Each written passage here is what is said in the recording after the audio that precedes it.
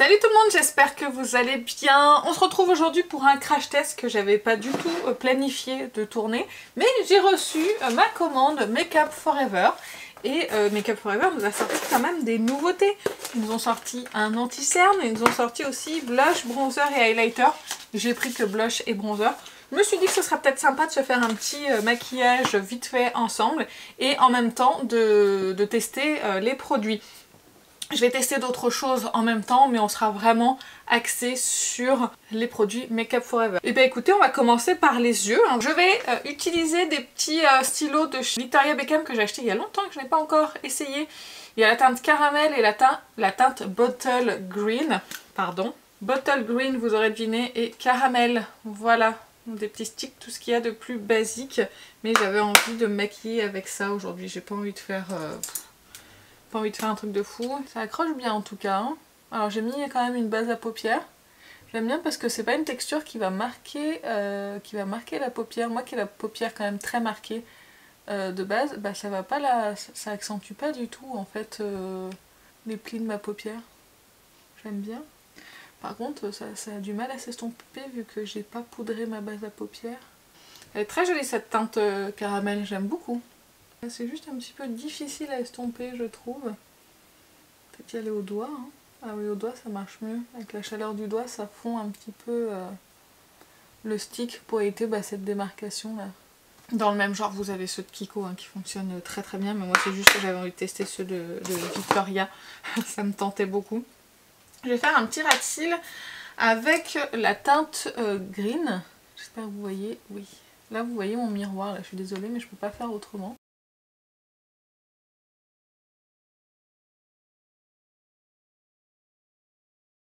J'ai appliqué mon mascara hors caméra ainsi que mon fond de teint et c'était sa dernière utilisation, le fond de teint The Ordinary. Normalement vous aurez déjà vu l'information dans ma rotation. Si les vidéos sont avant, après, je sais pas trop comment ça va se passer. Mais en tout cas je suis contente et j'ai fini ça. Et je viens de me rendre compte que j'avais oublié d'allumer un éclairage. Donc ce sera un tout petit peu plus lumineux à partir de maintenant. On continue et on va passer donc maintenant à l'anti-cerne de Make Up Forever. Il s'agit du HD Skin anti-cerne lissant et floutant imperceptible.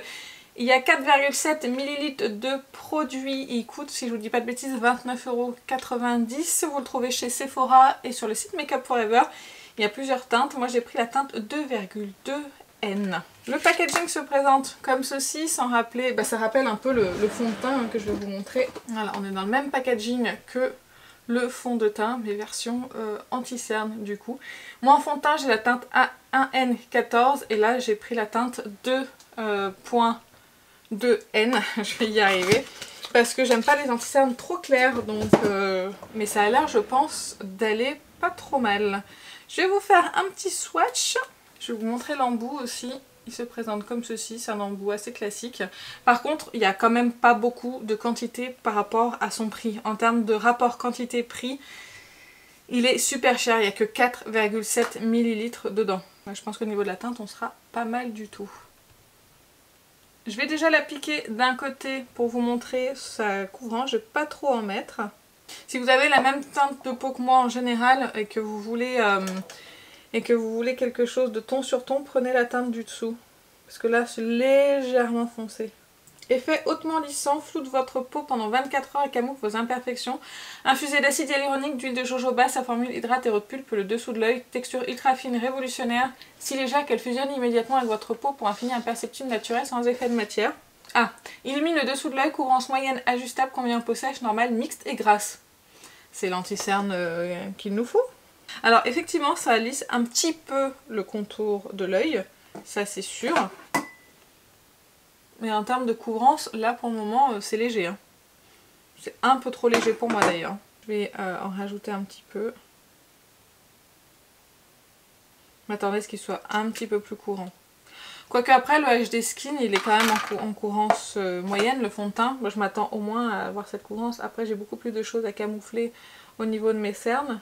J'ai bien l'impression qu'il est quand même assez hydratant. On va voir s'il sèche vite pour ne pas filer dans les plis.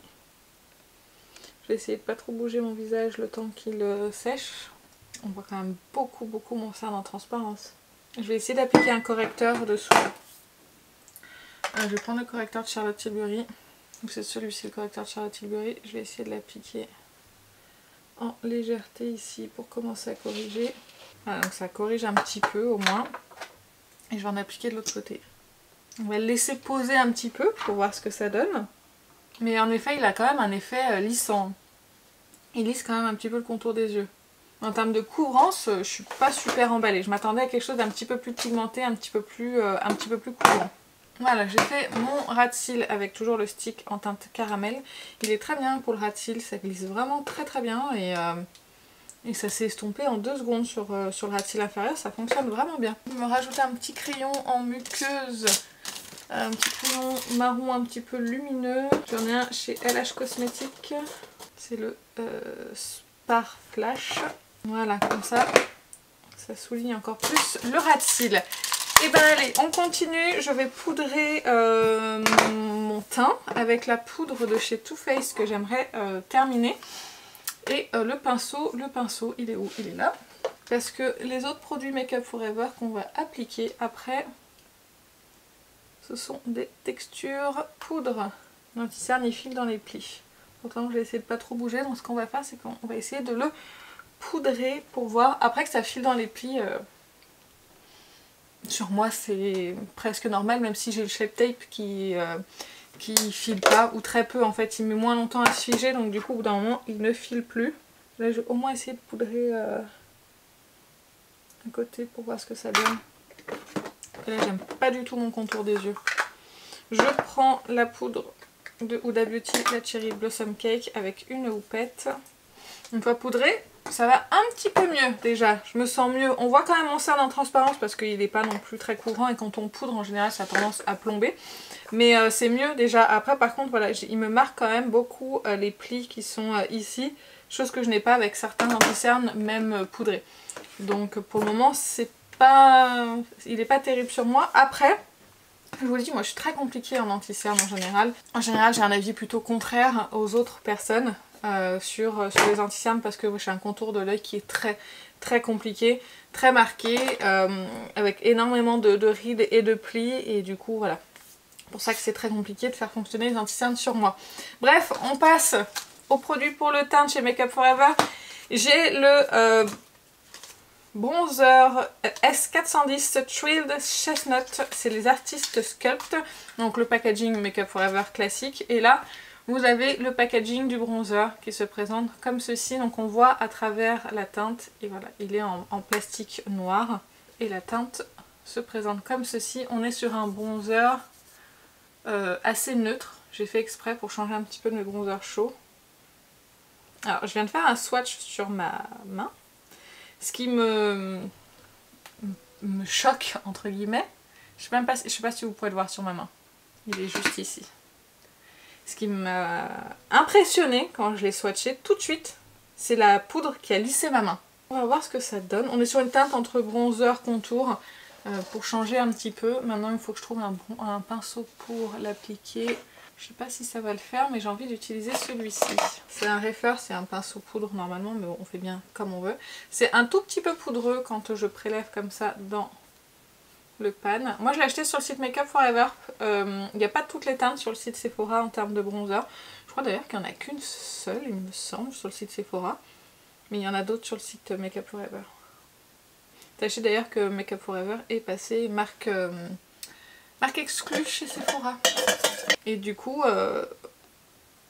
moi qui suis professionnelle, alors pas une professionnelle du maquillage mais qui est une entreprise, j'ai le droit à moins 40%. Et donc merci Laetitia encore une fois pour l'information, parce que grâce à toi du coup, j'ai pu avoir mes produits à moins 40%. Mais du coup sinon si vous voulez du Make Up For Ever, il faudra attendre soit une promotion sur le site, soit les journées gold. J'ai eu un échange d'ailleurs avec l'une d'entre vous la dernière fois qui me disait mais ouais mais moi Make Up For Ever c'est pas une marque... voilà, que j'achète pendant les journées gold, c'est pas cette marque là que je vais prioriser, j'ai plutôt priorisé Natasha Denona, enfin ce genre de choses là. Et effectivement, je suis d'accord, c'est pas Make Up For Ever, je les achetais avec les codes promo qu'on a toute l'année et pas forcément pendant les journées gold.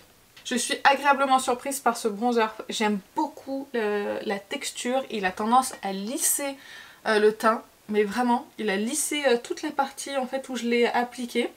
C'est très joli. et il s'est appliqué vraiment hyper facilement. Donc écoutez, très bonne surprise, je vais peut-être pouvoir m'en recommander un en une autre teinte. Les pinceaux Reifer, je vous ferai un point sur les pinceaux teints Reifer, mais c'est pas mes favoris. Hein. Je préfère les pinceaux pour les yeux Reifer, mais les pinceaux teints, je suis pas super emballée.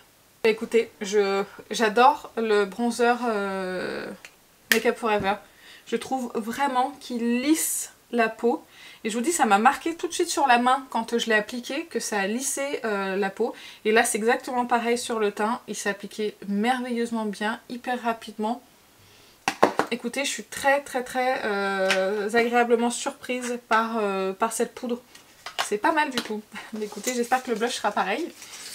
Le blush, il s'agit du B230 Wherever Rose. Appréciez mon accent s'il vous plaît. Voilà, packaging le même, on voit à travers et voici la teinte qui est peut-être un petit peu foncée, on verra bien. Il existe deux finis dans ces blushs, vous avez du mat et vous avez du lumineux. Moi j'ai pris un fini mat, mais c'est pas dit que si la texture me plaît, que je commande pas un lumineux en même temps qu'une autre teinte du bronzer par exemple. Mais la teinte est très jolie. Maintenant on va prendre un pinceau pour le blush. Voilà, on va prendre mon pinceau préféré pour le blush.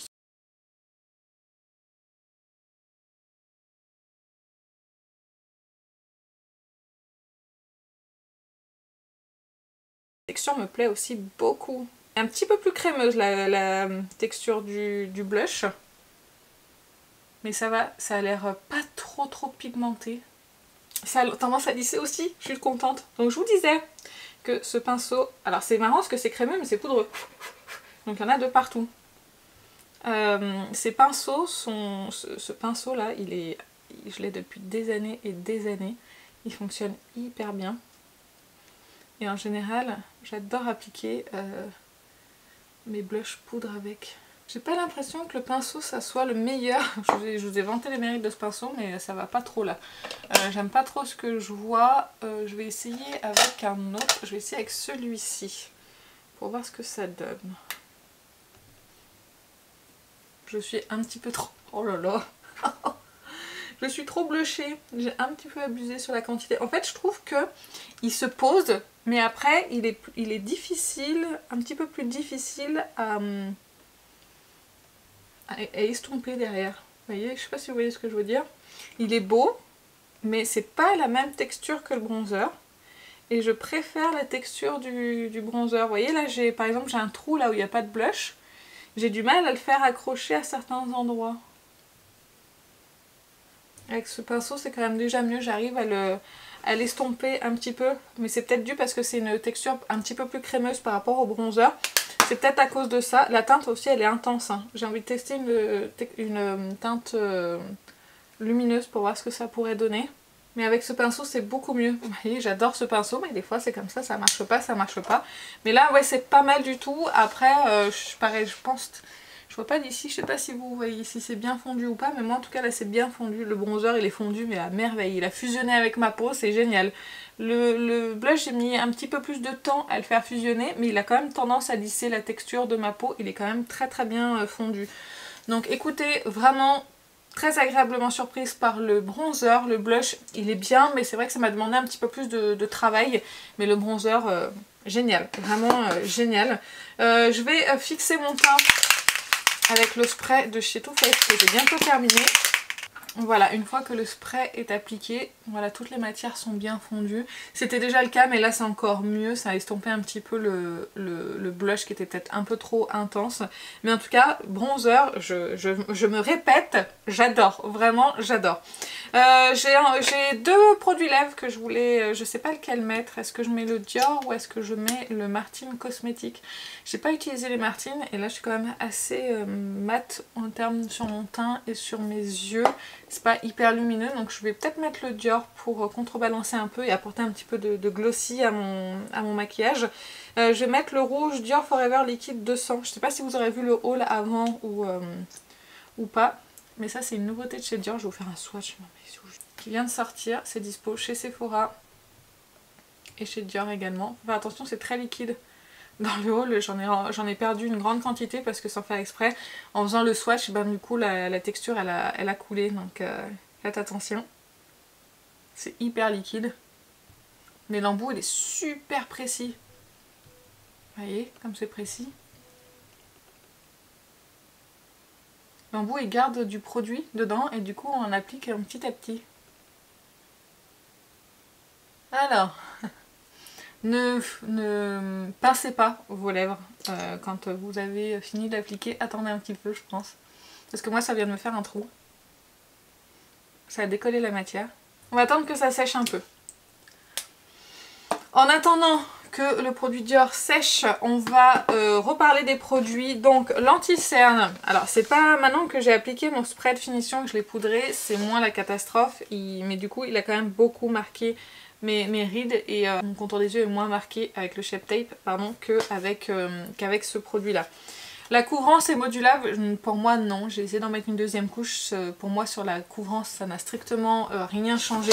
Point négatif c'est sa contenance, son rapport contenance-prix, je trouve qu'il est quand même assez élevé. Le Shape Tape pour le même prix on est sur du 10 ml donc c'est quand même énorme, il y a 2 fois plus de quantité dans le Tarte que dans celui-ci.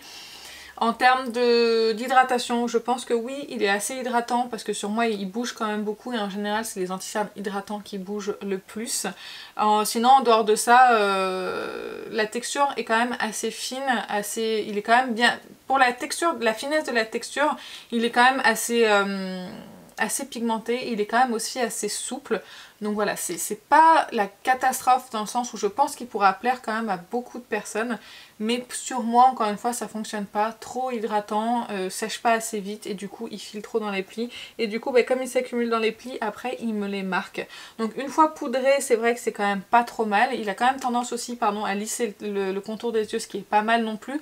Mais moi j'attendais un tout petit peu plus de courance, voire de pouvoir le moduler et surtout qu'il ne file pas dans mes plis. Je le réessayerai parce que là on est sur un crash test, mais je pense pas que ce soit un anti-cerne qui soit fait pour moi. Concernant le bronzer, je pense que vous aurez compris, le bronzer, il est fondu. Voilà, il n'y a pas de démarcation, il n'y a rien, il est fondu au teint. La teinte est super jolie, c'est la teinte Trail Chestnut. Voilà. D'ailleurs il y a 4 grammes hein, dans ces produits là. C'est quand même pas donné non plus en rapport contenance-prix. Mais après c'est vrai que pour les make-up artistes qui veulent plusieurs teintes, c'est pratique à emmener partout. Mais en tout cas ce bronzer il s'est fondu à la peau merveilleusement bien. Pas de démarcation, sans effort, sans rien du tout. Vous l'aurez compris, très bonne première impression pour ce bronzer. Et le blush un petit peu plus difficile à appliquer. Mais j'y suis arrivée. Après c'est une teinte quand même assez foncée, un peu pigmentée. Peut-être qu'avec les teintes plus claires ça serait mieux passé. Je vais peut-être commander une version lumineuse pour voir ce que ça donne en termes de texture. Mais sinon ça se fond bien à la peau. Et ce que j'apprécie vraiment avec ces deux poudres là, c'est que ça lisse le teint. Vraiment la partie où j'ai appliqué bronzer et blush c'est lissé. Donc c'est de très bonne poudre et de bonne qualité. Donc ça vraiment c'est une très bonne première impression. Mais vraiment s'il y avait un produit à retenir sur les trois ce serait le bronzer. Concernant le produit Dior, alors je sais pas si c'est parce que j'en ai trop mis. Mais regardez. Il file dans les plis de ma bouche. Du coup il les marque et ça fait des stries. Donc je vais le replacer. Je vais essayer, dis-moi. Non. Il bouge pas et en plus il se craquelle. C'est une catastrophe. Un produit à ce prix là comme ça. Non, acheter des vinylink. Mais ça non c'est pas possible. Je vais le réessayer. Mais là, première impression, vraiment nulle. J'aime pas dire ça des produits parce que ça peut ne pas nous convenir. Mais là non c'est pas terrible. J'essaierai d'en appliquer une couche hyper fine pour voir ce que ça donne. Et j'irai voir des avis aussi sur d'autres vidéos. Mais là si j'ai pincé un petit peu mes lèvres et ça a fait des trous. Ça a fait des trous. C'est vilain. Regardez là. Le Vinyl Ink il fait pas ça même en séchant. Donc voilà. Apparemment ils sont sans transfert. Mais j'ai peur de faire ça, que tout le produit vienne. On va essayer. Effectivement, ça a transféré, c'est très léger. Vraiment un tout petit peu. Effectivement, c'est sans transfert. Ça, par contre, les promesses sont tenues. Mais on verra ce que ça donne. J'essaierai d'en appliquer une toute petite couche. C'est pas une super bonne première impression pour ce produit Dior. Il colle pas trop, beaucoup moins que les Vinyl Ink de Maybelline, mais bon, on verra ce que ça donne. Par contre c'est très glossy, c'est très vinyle. C'est joli hein, comme fini, mais on verra ce que ça donne là, vu que ça commence déjà à craqueler. Je vais essayer d'en remettre, c'est pas possible. Voilà, et je vais le laisser sécher, je vais essayer de recombler les trous et puis on verra ce que ça donne. Mais écoutez, j'espère que cette vidéo vous a plu, ce crash test aussi. Dites-moi si vous avez craqué sur ces produits, si vous les avez testés, si vous avez un avis. Enfin, dites-moi tout ça comme d'habitude en commentaire, ça me ferait très plaisir. Est-ce que vous aimez toujours autant les crash tests également, ou vous préférez que je teste les produits avant et que je vous donne mon avis vraiment final dans les vidéos? Mais c'est vrai que moi j'aime bien de temps en temps découvrir aussi avec vous les produits. Mais écoutez, n'hésitez pas à me faire part de vos avis en commentaire. Moi sur ce, je vous fais plein d'énormes bisous et je vous dis à très bientôt. Salut!